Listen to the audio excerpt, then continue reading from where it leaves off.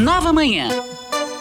Vida e Saúde com o Dr. Renato Kifuri. Renato Kifuri, que é infectologista, presidente do Departamento de Imunizações da Sociedade Brasileira de Pediatria. Doutor Renato, como vai? Bom dia, bem-vindo aqui ao jornalismo da Nova Brasil. Bom dia, Nonato, bom dia, Michele, bom dia a todos os ouvintes da Nova Manhã. Bom, vamos falar sobre esse avanço da febre Oropouche. É Oropouche que fala mesmo, doutor? Oropouche. Oropouche. Boa. Mais um, né? Mais um dos vírus transmitidos. Eu ia falar isso agora, é mais uma enfermidade aí pra gente. Comentávamos ontem, né, amigo? Sim. Zika, dengue, Covid, não sei mais o que, agora Oropouche. O quanto que a gente precisa se preocupar em relação a isso, doutor?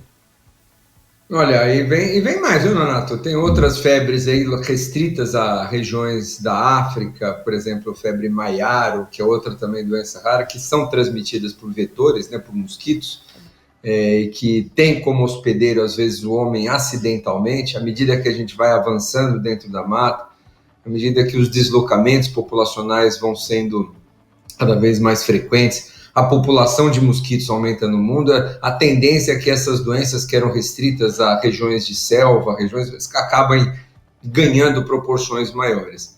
O vírus Oropouche é um vírus que circula basicamente na região amazônica, né? Há muitos anos, a gente tem aqui no Brasil, na África também, e transmitido por um mosquito que não é o Aedes aegypti, não é o transmissor da febre amarela, nem da dengue. É um mosquito diferente, um mosquito macuim, que eles chamam lá, um mosquito prego, e que transmite o vírus Oropouche, que dá sintomas muito semelhantes, inclusive da dengue. Febre, dor no corpo, mal-estar, aquela sensação de dor articular, dor atrás dos olhos. O quadro, muitos desses, aliás, desses quadros de dengue semelhantes à dengue, que os diagnósticos acabam não se confirmando, certamente alguns deles são ou um chikungunya, ou Oropouche, ou outros desses vírus semelhantes.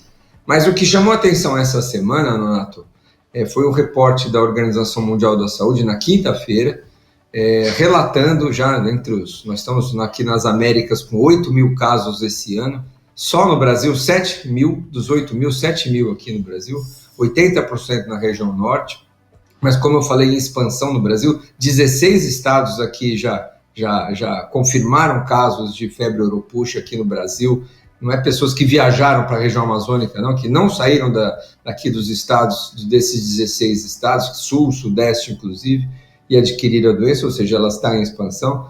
Mas voltando à OMS, o que ela chamou a atenção é que foram descritos alguns casos de grávidas que adquiriram o vírus e tiveram bebês, ou perderam seus filhos, sua gestação, ou tiveram com bebês com malformação semelhantes a Zika vírus, aquelas que tinham microcefalia, lembra?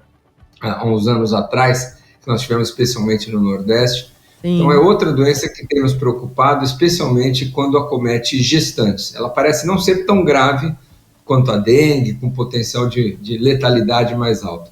Mas como a Zika também atingindo a gestante, ela provavelmente tem um potencial de levar a abortamentos, a partos prematuros e malformações no feto, trazendo uma enorme consequência, como foi a Zika vírus para nós aqui também.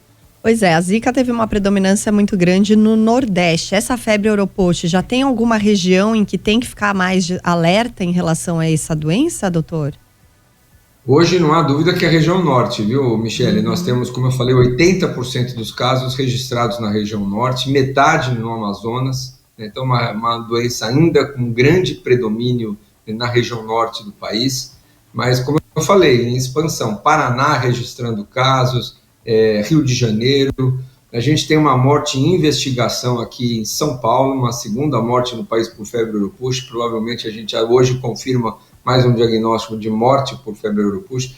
Como eu falei, pode acontecer um caso grave de letalidade, não é tão frequente como a dengue, mas vai acontecer, né? A gente tem com 7 mil, com 10 mil, com 20 mil casos, uma vez ou outra acaba acontecendo um quadro mais grave, mas às vezes com evoluções até para meningite, um quadro que evolui de maneira não tão habitual como a grande maioria das vezes. Então a doença se expande, a gente tem que ficar atento, tem que fazer parte do diagnóstico de suspeita. Hoje, né, quem está aqui em São Paulo, no Rio de Janeiro, no Nordeste, fora da região norte, com quadro febril, a gente pensa mais em dengue, em chikungunya, as doenças que estão circulando mais por aqui.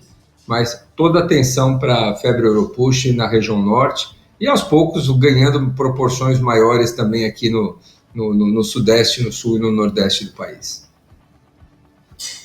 Doutor, obrigado, viu, pela participação hoje aqui. Como é que é? O Maruim? Aedes aegypti, agora a gente tem que se preocupar com o Maruim também. É isso, doutor, né? É isso aí. O Maruim, o mosquitinho transmissor. Mas as medidas continuam sempre as mesmas, né? Uhum. A gente tem que se proteger, evitar usar repelente, evitar, obviamente, exposições muito acentuadas aos mosquitos, especialmente nessas épocas onde tem essas maiores transmissões. Obrigado, Michele, Minonato, um grande abraço a todos e uma boa semana. Boa semana, obrigado, doutor. Obrigada.